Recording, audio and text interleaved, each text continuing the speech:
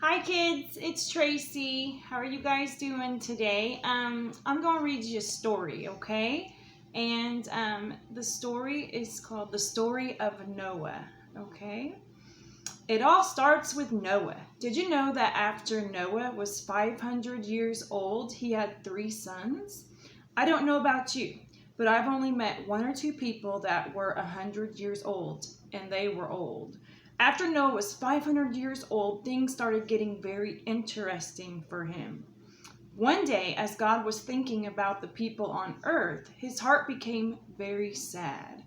He could see that all the people had become very bad, so bad that they stopped thinking of anything good. God was so sad and hurt that he wanted to get rid of every person and all the creatures that he had made. He wanted all the evil to stop.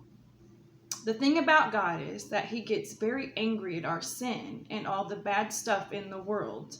But we also know that God is love.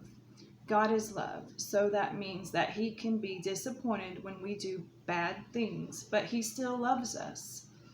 And that's why he remembered Noah. Noah was the only one that was righteous, which means that he did things right. He was a good guy and he walked with God. So God told Noah, I'm going to put an end to all the people because the earth is full of fighting because of them. I am going to destroy them and the earth. God then gave Noah instructions on how to make the boat. He told him what kind of wood and how big to make it. He also told him to put a door in the side of the ark and to make it with 3 floors. The ark was humongous. We'll get to that more later in the story.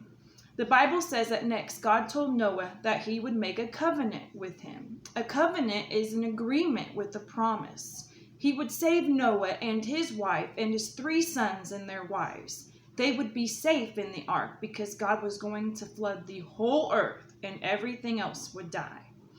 I'm missing one other big thing that's going in the ark with Noah and his family, and that is the animals. 2 of all living creatures, male and female, or boy and girl of each, plus 2 of every kind of bird and every creature that moves along the ground. Then food for each of them for as long as they were on the boat. Yikes, that's a lot of animals and a lot of food. I think it would have been a very full, noisy, stinky place to be, but they would all be safe. It's hard to describe how big the ark actually was, but if you think of some of the biggest animals you know, elephants, moose, buffalo, giraffes, rhino, gorilla, and make sure you have 2 of each of those, plus all the other little animals that couldn't be stepped on. They needed a lot of room. Some people think it took over 100 years to build the ark, and the Bible says that Noah was 600 years old when the flood waters came. Keep in mind that Noah was building a big ark because God told him to. I have a feeling Noah and his family were teased a lot from the other people. What if your neighbor started building a huge boat on your street? It would sound a little strange. When the ark was done, God gave Noah 7 days warning before the flood could get to all the animals and food on board, and told him that he would send rain for 40 days and 40 nights. When everyone was in the ark, God shut the door. Then the rain started. The Bible makes it sound like the rain came from the clouds and that there was also water coming up from the ground. So everything probably was covered pretty quickly. The floods kept coming for 40 whole days. The ark floated on the water and all the high mountains were completely covered with water. Every living thing died on the earth that wasn't in the ark. So the rain came for 40 days and nights, but when it stopped, Noah and the animals couldn't just leave the ark. There was too much water and no land for them to walk on. Everything was covered. The waters flooded the earth for 150 days, which is about 5 months. God remembered Noah and all that was in the ark, so he sent a wind to help dry up the earth. Finally, in the 7th month after the floods had stopped, the ark rested on top of a mountain. A little while after that, 40 days, Noah opened a window he had made for the ark and probably let in some fresh air. Even more importantly, he let a raven out. It would fly back and forth to the ark until the water had dried. Then he sent out a dove, but the dove couldn't find any place to go. He waited a week and then sent the dove out again.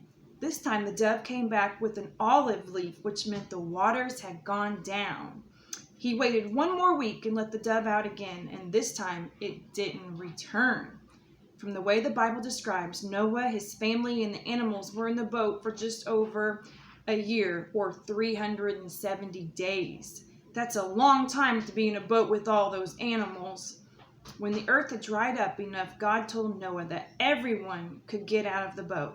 That probably was a very happy day, maybe a little uncertain as well.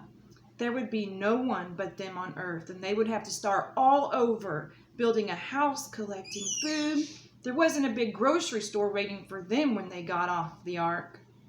Then Noah built an altar to thank God for keeping them safe.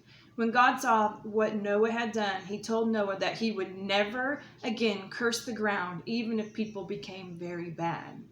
Then he made his official covenant with Noah and with all the animals. God would never bring a flood to kill all living creatures and destroy the whole earth again. Then he gave them a sign for everyone to see this promise. He put a rainbow in the sky, that's to remind us of the promise God made to Noah, the animals, and us today. So whenever you see a rainbow, say a little prayer and thank God that he loves us and that he keeps his promises. I hope you guys enjoyed the story, and just remember, I just love it how Noah obeyed what God had said, no matter what anyone around him was saying, that people were making fun of him for building this big boat. He obeyed God, and him and his family got to live. And I just truly think that's wonderful about Noah, that no matter what, he obeyed. He was obedient. And I hope you guys enjoyed the story. I love you guys.